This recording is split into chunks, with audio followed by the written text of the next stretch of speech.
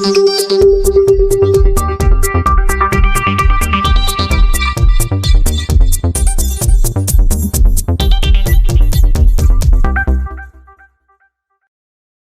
nderuar zonja dhe zotërinj, ju përshëndes të gjithëve e jemi në këtë bisedë në studio në RTS Korça.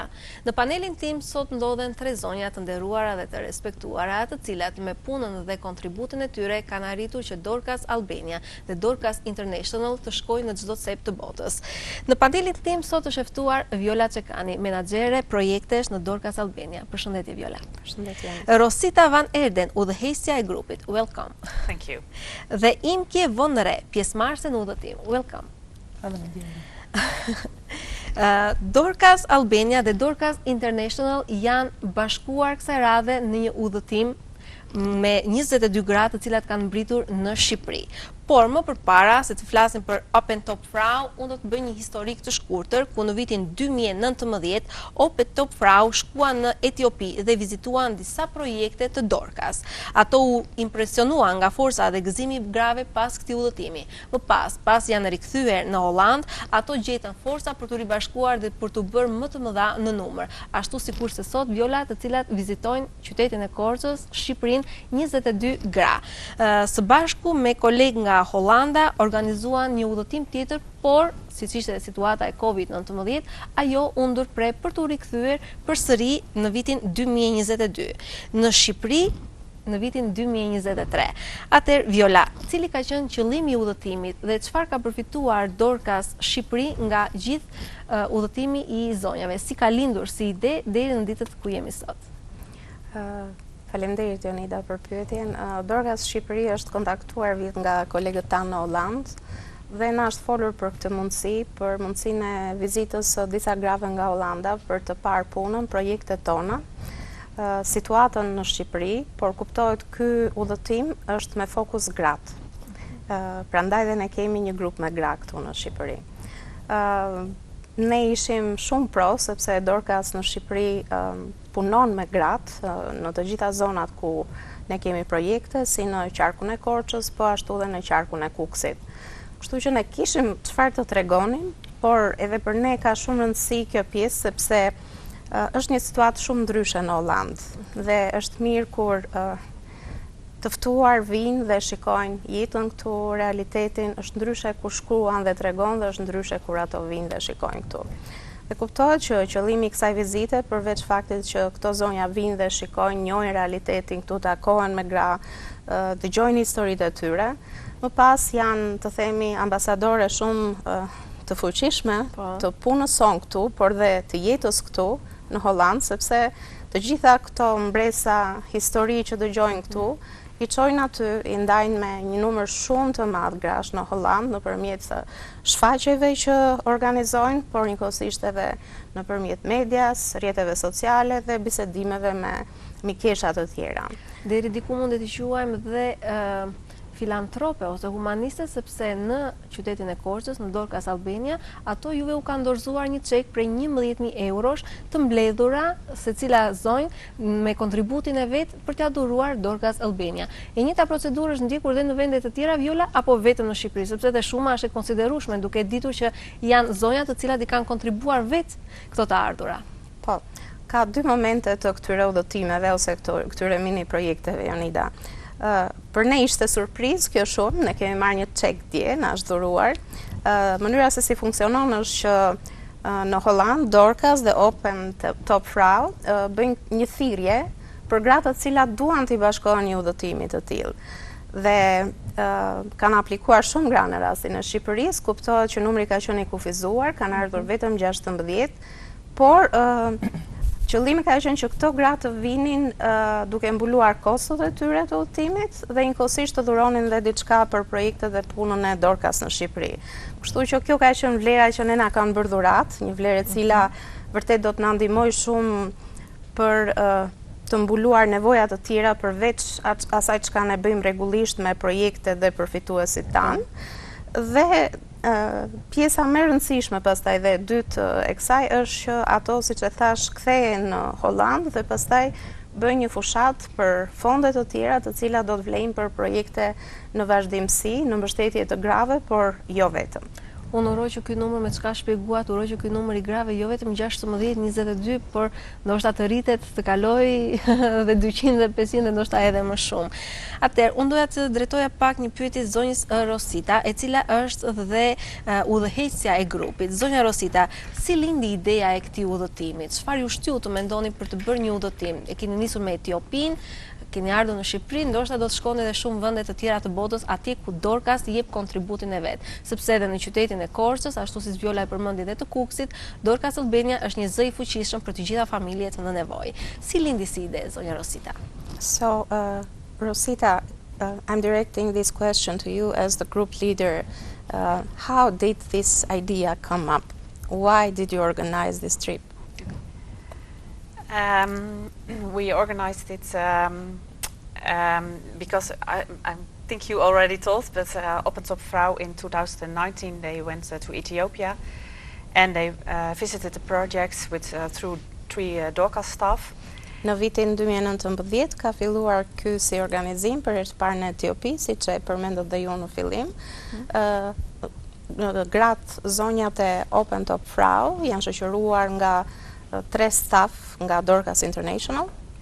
And they saw the projects, they visited the women there and they said, what would it be great if we had women from the Netherlands who could join us and see also these projects. Pra ato vizituan projektet e Dorcasit në Etiopi dhe kur pan situatën atje, takuan gratë atje, menduan që do ishte shumë mirë që të kishte gratë të tjera nga Hollanda të cilat do të vizitonin po të njëjtat projekte dhe do të mësonin më shumë për jetën atje. And now after their trip, they first had their shows about Ethiopia, and later on we would organize that trip. But then COVID came, and it took a couple of years. But in 2022, the idea came again, and because of COVID, it was sort of over. Well, we started to work out this idea, and we contacted Albania if they were open for it, because Albania is not so far from the Netherlands. So it would be possible to travel in one day for the Dutch people. So, në vitin 2018, pasi ne u kthyem nga Etiopia, Op en Top Vrouw organizuan shfaqjet dhe bën ngritje fondesh për projektet në Etiopi. Siç e tham, plani ishte në 2019 ne të kishim një tjetër udhëtim, për shkak të Covidit nuk u bë e mundur. Kështu që arritëm që ta bënim të mundur një udhëtim të dytë këtë vit, në vitin 2022, ne jemi ritakuar me Op en Top Vrouw dhe kemi menduar që Shqipëria do të ishte një vend i mirë për të riorganizuar një udhëtim të tillë. And about a year ago we started all the preparations, and we talked to Viola, and she was very enthusiastic, and Op en Top Vrouw was enthusiastic, so now we started, and we only had to find 16 women who would like to join us. Pra në vitin 2022, Rosita dhe kolegja e saj Sandra e ndan këtë ide me mua, kuptohet që ishte një ide shumë e bukur e cila u mirëprit nga Dorcas Albania dhe filluan kështu përgatitjet e para për këtë udhëtim dhe thirrje për 16 zonja që do t'i bashkoheshin këtij udhëtimi. Si arritët t'i bënit bashkë, sepse keni nisur me pak dhe keni arritur në një numër të konsiderueshëm. Si arritët t'i bënit bashkë të gjitha këto zonja? Çfarë ishte ajo nxitje ose çfarë magjie u bët, ta themi kështu, që ato ju bashkuan nismës tuaj? So, how did you make this possible to involve 16 women from all over Holland for such a trip? What was the magic you did? I don't know what the magic was. Well, we thought it was very exciting. As Dorcas, we never have done this before, so we thought, are there 16 women who want to join us? It was a little bit scary to try. Edhe për ne si Dorcas ishte një ide shumë ngacmuese, sepse është e parë që bëjmë diçka të tillë në këto përmasa, edhe kuptohet kishim dhe frikrat tona. And we started to publish it in our magazine, and we got the first emails, and there were a lot of emails. Sigurisht filluam që ta publikonim këtë thirrje në revistat tona, në rrjetet sociale dhe pati shumë reagim, patëm shumë emaile nga gra të ndryshme. A lot of people had interested, and when we had the dates and the price, some people said, it's a little bit expensive. And kur publikuam datat dhe çmimin, koston e udhëtimit, pati njerëz të cilët menduan ose gra të cilat menduan, është pak shtrenjtë. But there came more women who had interest, and after, I guess it was April, May, June. In June we were fully booked, so we had 16 women. Në këtij viti ne arritëm që të mbyllnim pjesën e aplikimeve, pra patëm plot 16 zonja të cilat kishin dëshirë të bashkoheshin. And I think the magic is that in the Netherlands we have a really good life, and there are a lot of women who are touched by people in other countries where there are poor circumstances, and they want to do something for someone else. And Nxitja, le të themi, është e tillë që ne në Hollandë kemi një jetë shumë të mirë, kemi një jetë relativisht të mirë, kemi dhe mundësi, dhe kur njerëzit në Hollandë mësojnë apo dëgjojnë për jetën në vende si Shqipëria, kanë dëshirën që të kontribuojnë edhe të ndihmojnë. Atëherë, zonja Rosita, edhe një pyetje të fundit. Keni shkuar në Etiopi, erdhët edhe në Shqipëri. Mbresat që keni nga këto dy vende, nga Etiopia, çfarë përshtypjesh ju ka lënë dhe sot keni bërë një udhëtim shumë të këndshëm në qytetin e Korçës dhe në zonat përreth. Çfarë impresione keni për pjesën e Etiopisë dhe çfarë u bëri përshtypje këtu tek ne? The question is, you have been in Ethiopia and also in Albania. I would like to know shortly what is your opinion about Ethiopia, and then what did you find here in Albania these days? What is special? I think there are a lot of things similar between Ethiopia and Albania. Mendoj që ka plot ngjashmëri nëse flasim për Etiopinë dhe Shqipërinë. Yeah, we visited, for example, grannies in Albania and in Ethiopia. Ne kemi vizituar të moshuar në Etiopi edhe në Shqipëri. And you see the same situation where they are. Their children has left them. They are alone. Ne shikojmë të njëjtën situatë, ata janë të vetmuar, fëmijët u janë larguar. And yeah, they all get the same help from Dorcas. In every country we have similar programs, so they get practical materials like food, but also they can join social activities. Ata kanë të njëjtat ndjesi nga puna e Dorcasit, si në Etiopi ashtu dhe në Shqipëri. Janë një grup që ndihmohen, marrin ndihmë materiale si ushqime apo veshmbathje, por njëkohësisht përfshihen dhe në aktivitete të ndryshme sociale. And in both countries you see a development, and that the countries are developing more and more, but that it's only for a small group, and that there also is still a group who stays poor. Mund të shikosh që të dyja vendet janë duke u zhvilluar, por sidoqoftë ky zhvillim nuk është i vlefshëm për të gjitha grupet. Grupi të moshuarve është një grup në nevojë. Atëherë, zonja Rosita, të falenderoj, doja të pyesja pak zonjën Imke, e cila është një bashkëpunëtare në këtë grup. A është eksperjenca juaj e parë, zonja Imke, dhe cili ka qenë motivi që jeni bashkuar këtij udhëtimi? So is this your first experience of this kind, and which was the motive which pushed you to join this trip? Yes, this is my first experience to go abroad to see people in other conditions than we live.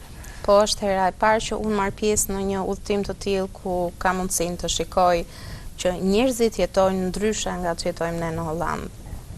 And my motivation to go with this trip is that I love God, I love women, and I love adventure. To see in other circumstances how women live, and to bless them, but also to be blessed. Arsyeja është që unë jam një njerëz që e dua Zotin, që dua gratë, që më pëlqen aventura, dhe kam shumë dëshirë që të shkoj dhe të shikoj situata të tilla dhe të mësoj më shumë për vështirësitë e tyre, për problemet e tyre. Atëherë, zonja Imke, do të donit të bënit udhëtime të tjera duke u bashkuar kësaj kauze për të mbledhur fonde për t'i çuar tek Dorcas kudo, jo vetëm në Shqipëri, por kudo ku ajo ka qendrat e veta për të ndihmuar njerëzit në nevojë aq më tepër, shtresën më në nevojë që është mosha e tretë, të cilët duke ditur dhe periudhën në të cilët jetojmë me shpopullimet e shumta që ndodhin, kanë më tepër nevojë se kur për mbështetje. Do të donit t'i bashkonit dhe a do të bënit ju një thirrje ashtu si zonja Rosita që bëri bashkë 16 gra, do të donit dhe ju të ishit një zë i fuqishëm për të bashkuar gratë të tjera, jo vetëm në Hollandë, por ndoshta edhe në të gjithë botën? After this experience, do you feel like going back and continuing something similar in the future for another trip, for income for fundraising, and maybe doing what Rosita did to call other women on similar actions? That's a good question. I didn't ask it myself because I am very in the moment and everything is very Është një pyetje e mirë, në fakt deri tani nuk e kam pyetur veten sepse kemi qenë gjithë këto ditë në lëvizje dhe realisht nuk kam pasur kohë që të reflektoj. But I think the most important thing is that when I go back to the Netherlands, I can tell about the conditions people live in, and that we have a very good life in the Netherlands. So we should be grateful and to give it also our rich things to others. Sigurisht, ajo që unë mendoj që do të bëj është që kur kthehem në Holland, do të flas me mikeshat, me të njohurit atje, do t'i tregoj që ne realisht bëjmë një jetë shumë të mirë në Holland, edhe që për shkak të kushteve që kemi mundësi që të ndihmojmë të tjerët. And then I'm very touched by the Dorcas members, that they work here and I see the love and the joy they give to other people, and it touched me very much. Diçka që më ka prekur shumë është të shikoj stafin e Dorcasit, se si punon këtu, se me sa përkushtim e bën punën, sa dashurin kanë për atë që bëjnë. Kjo është diçka që realisht më ka prekur shumë. Nga të gjitha çka u tha deri tani Viola, edhe nga puna juaj shumë vjeçare në Dorcas Albania, të flasim pak çfarë është ajo që kanë për tepër nevojë njerëzit sot, të paktën shtresat të cilat ju e ndihmoni. Ndoshta të njëjtën pyetje pas përgjigjes suaj mund ta adresojmë edhe tek zonja Rosita. Si është Viola? Çfarë kanë më tepër nevojë? Ne kemi diçka ndryshe ose të veçantë si organizat, krahasuar me organizata të tjera, që ne realisht punojmë në një spektër të gjerë sektorësh ose grupesh në nevojë. Që do të thotë ne punojmë me të moshuarit e vetmuar, ne punojmë me gratë, ne punojmë me të rinjt, punojmë me fëmijët, punojmë me minoritetet, punojmë me familjet në nevojë, punojmë me fermerët, e tillë ka qenë gjithmonë puna e Dorcasit. Pra ne punojmë pak a shumë me shumicën e grupeve në nevojë në Shqipëri dhe pa diskutim që ne njohim problematikat e tyre. Një tjetër e veçantë e organizatës tonë është që në ditët që jetojmë ka plot donatorë dhe organizata shoqërisë civile që punojnë me projekte, por jo shumë prej tyre kanë zgjedhur që të punojnë me grupet më në nevojë. Dhe pikërisht kjo është arsyeja më e madhe se ne pse vazhdojmë të punojmë me ta, sepse nuk ka shumë njerëz që i mbështesin. Kuptohet, mundësitë e shtetit shqiptar nuk janë ende atje ku duhet që të përkujdeset në masën e nevojshme për këto grupe në nevojë. Shteti ynë, bashkitë tona nuk kanë ende financim të mjaftueshëm për të ofruar të themi gjithë shërbimet sociale që nevojiten në mënyrë që këto grupe të kenë një jetë më të mirë, të kenë kushte më të mira, të kenë infrastrukturë, të jenë të përfshirë dhe të marrin dhe ndihmë konkrete. Pra bëhet diçka. Ne kemi fatin e mirë që si organizat kemi pasur bashkëpunim të vazhdueshëm nga pushteti lokal për projektet të cilat zbatojmë, jo vetëm duke na lehtësuar punën, por njëkohësisht dhe duke bashkëfinancuar edhe duke na mbështetur në forma të ndryshme. Pra, me bashkitë dhe me institucionet lokale kemi një bashkëpunim të vazhdueshëm dhe kemi mbështetjen e tyre me aq sa ata kanë mundësi. Pra ne të themi plotësojmë punën e njëri tjetrit. Por çfarë është më nevojshme në ditët që jetojmë, të mos harrojmë që ne jemi aktualisht në një situatë mbas disa krizash, njëra pas tjetrës, mbas një situate tërmetesh në vendin ton, mbas luftës në Ukrainë që ka ndikuar jo vetëm Shqipërinë, por gjithë botën. Pra, situata është e tillë që çmimet janë rritur shumë, ne të gjithë e dimë sepse këtu jetojmë, dhe nëse ne prekemi nga kjo situatë, të varfrit preken akoma më shumë. Kështu që patjetër që ne kur flasim me njerëz trokasim në dyer, kërkojmë mbështetje, kërkojmë financime për këto grupe, vazhdimisht dëgjojmë që unë jam vetë në nevojë, jeta ime është e vështirë, po, jeta e shumicës së shqiptarëve është e vështirë, nuk është e lehtë me të ardhurat që kemi, me pagat që kemi, me gjithë situatën që na rrethon. Por është e rëndësishme dhe ne bëjmë thirrje vazhdimisht që njerëzit vinë dhe të vizitojnë këto grupe që ne mbështesin. Të falësh nuk do të thotë që je i varfër, të falësh do të thotë që ke një shpirt shumë të madh, pavarësisht se ndoshta edhe në shtëpinë tënde mund të jesh në kushte jo shumë të favorshme. Dhe Dorcas është vërtet një zë i fuqishëm. Ju keni dhe fushatën e kovave blu, Viola, e cila rrëtëshëkorta normalisht ju kanë ndjekur në çdo hap tuaj, por me atë çka bëni, vërtet i ngrohni zemrat me sadopak të gjitha shtresave dhe sidomos atyre zonjave, sepse pjesa më e madhe kanë qenë grap, zonja të moshuara, të vetmuara. Nga udhëtimi një javor që kanë bërë dhe 16 zonjat e nderuara nga Hollanda. Çfarë kanë ndier tek këto gra? Zonja Vizita, nëse mund të na përgjigjet. We would like to know from you what you have felt in this day, in the visits that you have organized and what you have seen. What is the feeling you have? Well, the feeling I have is when I tell people I go to Albania and they say, oh, Albania, it's a European country, is there work to do for Dorcas? The image of Albania is that it is a beautiful country, and of course it is, but also that it is not such a poor country. Ideja e përgjithshme e bashkëqytetarëve të mi, kur unë them që ne punojmë në Shqipëri ose do të shkojmë në Shqipëri për një udhëtim të tillë, është që po Shqipëria është një vend në Europë, është një vend shumë i bukur që sigurisht është, pra nuk mendojnë që Shqipëria është një vend kaq i varfër dhe kaq më rëndësi që ne të punojmë aty.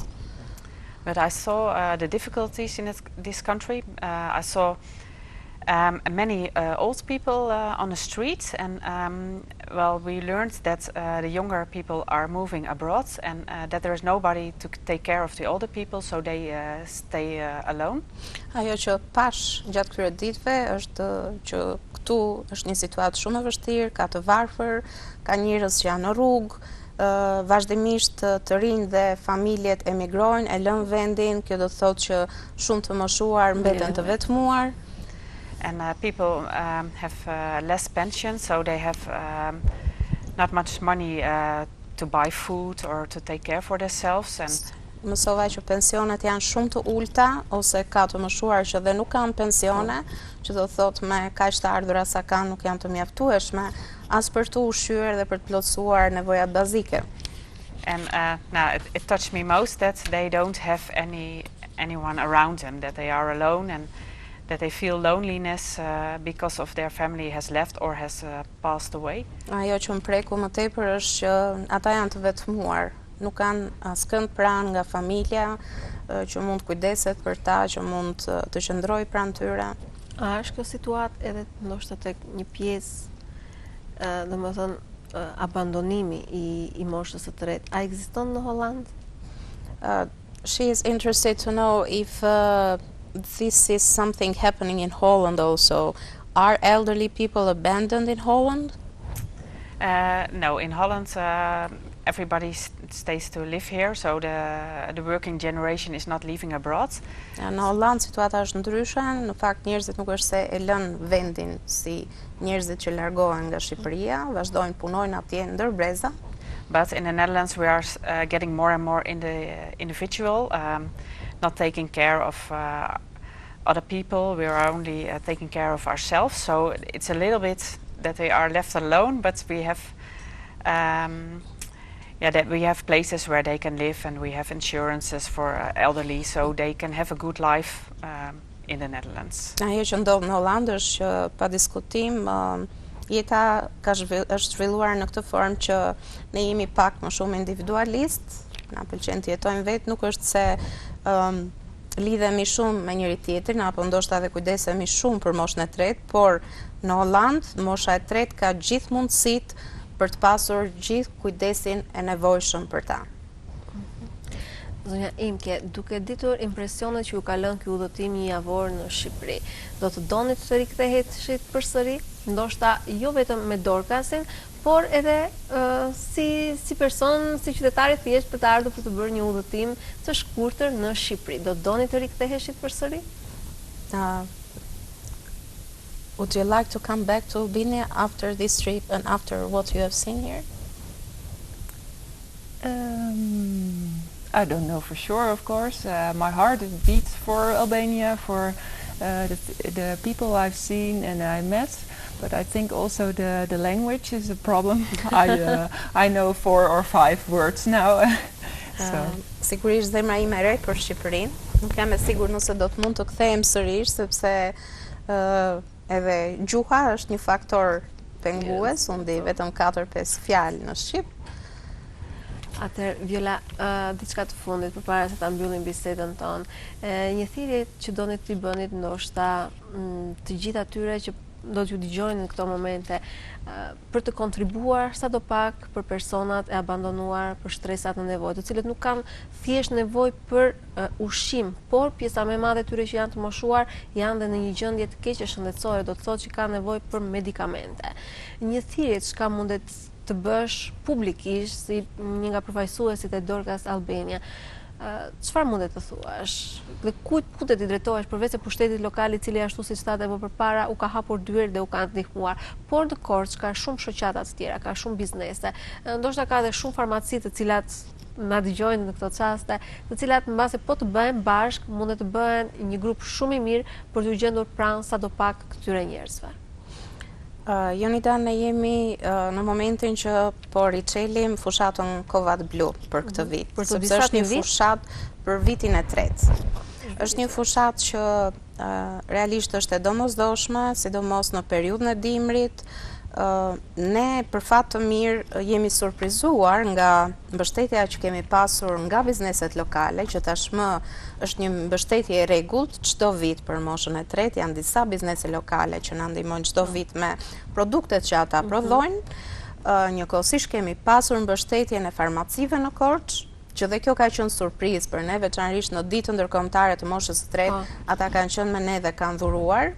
Dhe njëkohësisht të shumë institucioneve publike. Thirrja ime shkon më tepër për individët dhe për komunitetin. Ne kemi filluar të bëjmë një punë shumë të mirë me shkollat dhe me nxënësit e shkollave, sepse njëkohësisht e shikojmë këtë dhe si një mundësi për edukimin e tyre. Ne kemi nevojë të bëhemi pak më empatik, të mendojmë pak më shumë për tjetrin. Shpesh kemi fëmijë të cilët i shikojmë në përditshmëri që janë në nevojë, po nuk na prek shumë kjo gjë, dhe kjo është një gjë unë e kuptoj që edukohet dhe do kohë që të edukohet dhe të kthehet në kulturë. Pra Dorcasi nëpërmjet fushatës Kovat Blu nuk është vetëm duke bërë thirrje për ushqime për të moshuarit, por ne kalojmë kohë duke u përpjekur që të edukojmë fëmijët dhe komunitetin. Duhet nisur nga brezi më i ri. Po, por ajo që ndodh është që ne kemi 355 të moshuar në projektin Adopt a Granny, adoptoj një të moshuar. Numri të moshuarve të vetmuar është shumë i madh, ndërkohë ne kemi 4 persona që janë staf i këtij projekti, që shkojnë rregullisht në këto familje, kujdesen, organizojnë aktivitete. Që të moshuarit të mund të ndihmohen, kjo do të thotë që të ketë më tepër angazhim qytetar. Dhe si mund të ndihmohen? Jo vetëm duke dhuruar ushqim apo lek, por ata mund të ndihmohen. Unë kam një të moshuar që jeton në pallatin tim që është e vetmuar. Mund të shkoj një herë apo 2 herë në javë, ta vizitoj. Gjëja më e rëndësishme për ta është momenti kur ti shkon dhe i viziton, sepse vetmia i vret më shumë se gjithçka tjetër. Ndërkohë ka të moshuar që janë në krevat, janë të sëmurë, nuk lëvizin dot. Mund të kenë nevojë për një pjatë gjellë. Kjo është një mënyrë shumë konkrete se si mund të ndihmohen. Pra, thirrja që ne bëjmë nuk është që shqiptarët të boshatisin xhepat, të heqin të themi lekun e fëmijëve të familjeve të tyre dhe t'ia dhurojnë diku tjetër, por mënyra se si ndihmohen këto grupe është kur secili jep diçka të vogël nga vetja, që ty nuk të prek realisht. Ne jemi një shoqëri që rrim në kafene gjithë kohës, pra vazhdimisht ne pim kafen në baret e qytetit, nuk është se jemi të gjithë të varfër dhe pa mundësi, pra është një mënyrë tjetër të menduarit, ashtu siç ne kemi pasur donacione të ardhura të rëndësishme nga Hollanda, të mbledhura nga student, nga €1 secili, por është bërë një donacion i konsiderueshëm sepse janë bërë shumë bashkë.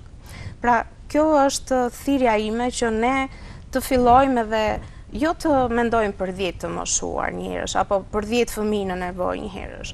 Mjafton një. Ato që keni në pallatin tuaj, në lagjen tuaj që e shikoni çdo ditë. Se si mund ta ndihmoni, thash, ka shumë mënyra. Të moshuarit tani në dimër ka nevojë për dru zjarri. Sigurisht. Të moshuarit tani në dimër ka nevojë për rroba, ka nevojë për batanie që të qëndrojnë ngrohtë. Ne shpesh shikojmë qytetarë që hedhin gjërat e tyre të përdorura, marrin gjëra të reja dhe ato i hedhin në koshat e mbeturinave. Ne si Dorcas kemi bërë thirrje që kushdo që ka të tilla gjëra mundet t'i dhuroj sepse ka kategorinë nevojë, të cilët edhe pse mund të jenë të përdorura, u duhen vërtet shumë. Po, atëherë ti jemi pak më zëmërgjër, ti jemi pak më human dhe pak nga të gjithë do të thotë që të bëhet një shumë e madhe, jo vetëm në anë monetare, por edhe në ndihmë. Pra të shoqërojmë dikë, të ndodhemi pranë, qoftë edhe për të pirë një kafe ashtu siç thatë ju, thjesht për ta bërë tjetrin të ndihet sa më mirë. Unë ju falenderoj që ishit pjesëmarrëse sot në këtë bisedë në studio. Faleminderit zonja Vizita, zonja Imke. Ju uroj një udhtim të mbar drejt vendit tuaj Hollandës dhe Viola ju uroj shumë suksese dhe Dorcas Albania të jetë gjithmonë në nevojë të këtyre në ndihmë të këtyre njerëzve të cilët kanë më shumë nevojë.